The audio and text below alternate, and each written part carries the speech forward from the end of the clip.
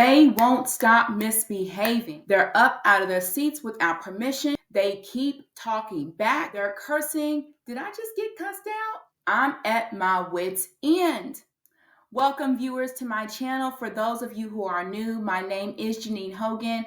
I am a certified educator of grades K through 5 with a master's degree in teacher leadership and a certificate in diversity literacy. I'm so grateful to have you here on my channel where we talk empowerment and education. In this video, we are going to talk about disruption and disrespect in the learning space, and how these behaviors affect climate and culture in the classroom setting. Teaching is one of the hardest career paths to start with and stick to nowadays, because let's be honest, our kids are showing up and they are showing out. I could go into more reasons about that topic, but we're going to save that for another day.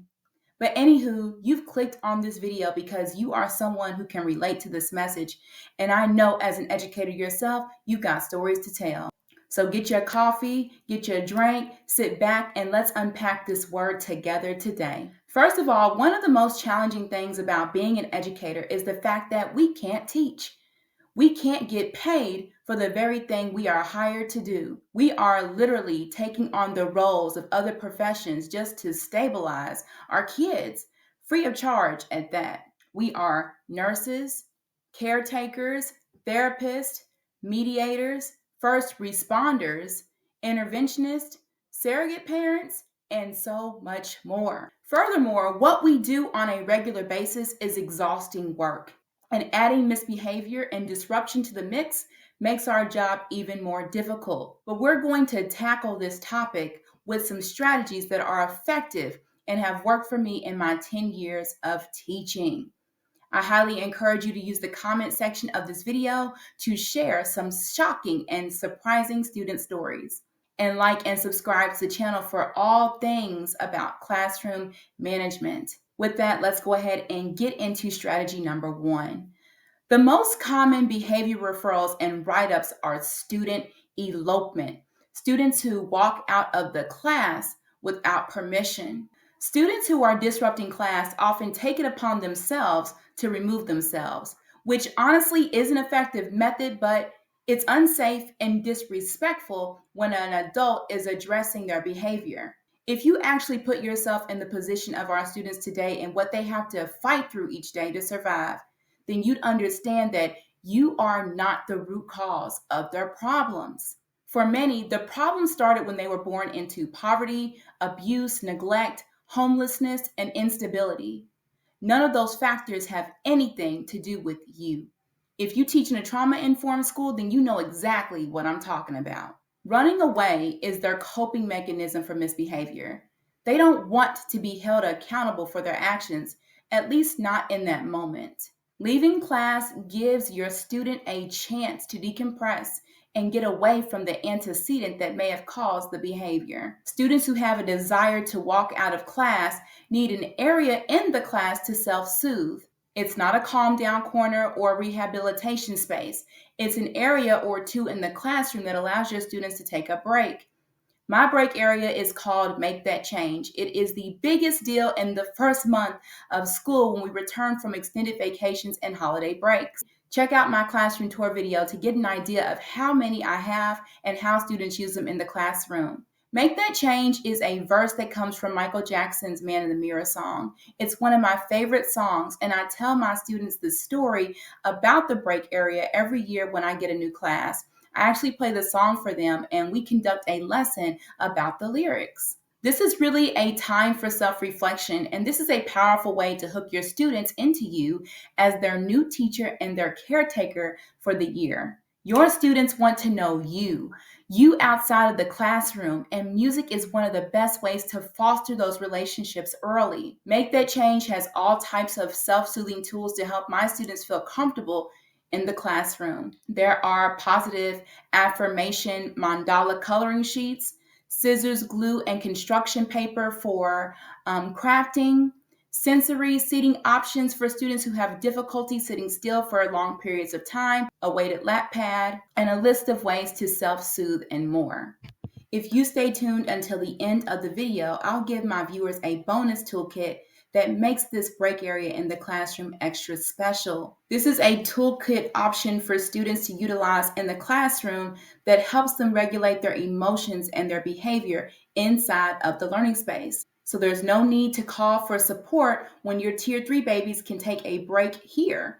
And as time goes on, students who have a behavior support plan can have push-in support with their teacher versus leaving class without permission. This strategy helps lower your referral rate and keep those students engaged who are there to actually get an education. And so one way to deal with student elopement is to provide breaks in the classroom space. Strategy number 2. Another common problem in the classroom is inappropriate language. I've never heard kids use such expressive words to get the attention of others. But this is a common problem in the learning space, and it disrupts learning. I've had students tell me that their parents don't care, they're allowed to use curse words, they do it at home all the time, etc., etc. But there's no exception on the job. You have to teach your students the ability to code switch. Now, this is not going to stop them from using profanity, but it will teach them that there is a time and a place, and the place is not at school. This could be a really good lesson you could ask your guidance counselor at your school to facilitate, and you may provide some assistance through co-teaching. Bring this up during your collaborative team time or your professional learning community. Nothing changes until you advocate. Advocate for yourself and other teachers and your students. Code switching is a natural way of life, and we have to teach our children early on that in school and in public places is where it starts. Another way you could tackle inappropriate language and communication is by modeling communication etiquette. Demonstrate your effective use of manners and respect when you are speaking with students, parents, and teachers. People crack on me all the time when I say things like yes, ma'am, and no, sir. People take it as a way of you calling them old. But, in my culture, it is a mutual sign of respect. And it's a way that I am showing that I acknowledge your existence and I'm showing you respect of your presence. You are deserving of respect, and your students are deserving of respect. You get the respect that you give. And as the sole leader in your learning space, you have a lot of influence in your classroom. Speaking with mannerisms, etiquette, and respect, teach your children how to communicate with you. If you click the link in the description box, there are some resources that you can find about students and expressing the need for self-advocacy. So although we can't make students stop using profanity, there are replacement strategies that help lower the referral rate. Our final strategy for this video is off-task behavior, excessive talking, distraction, and incomplete work. 2 ways to solve your problems. Point A, teach in the power zone. The power zone is where you are going to have the most engagement in your lessons. My power zone is on the carpet in the elementary classroom. Most of my instruction is on the carpet in the classroom. I typically won't use desks or tables unless I absolutely have to. There are other times I also offer flexible seating and allow certain students a choice of where they want to sit for certain parts of a lesson. Your power zone is as close to your students as possible. Minimizing the gap between yourself and your students is key in improving behavior incidents. Point B, intentional seating arrangements. Identify who all of your disruptive students are and place them in assigned seats first. Then assign the remainder of your class. Infinite Campus is the best resource to identify your disruptive students. Some of these students may have a diagnosis, they may already have an IEP or a behavior support plan, or a track record of parent-teacher conferences from the previous school year. This is a great way to get to know who's in your class this year and how to prepare for your students in advance. The way student seating is arranged in your class makes a big difference. Pay close attention to who's sitting face-to-face, who's sitting back-to-back, and who's sitting face-to-back, because this could make a big difference to the encounters students will have between each other in the classroom. I never surround my students with their friends. They can hang out in the hallway, they can hang out outside on the playground, in the cafeteria during lunch or breakfast, but in class, we need their undivided attention. And the best way to accomplish this is by dividing them up.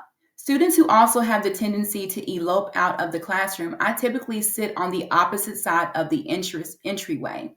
right next to one of my break areas. In fact, I've had some students get upset and consider walking out of class, but most will change their mind and move to the break area if they're that frustrated, and it works.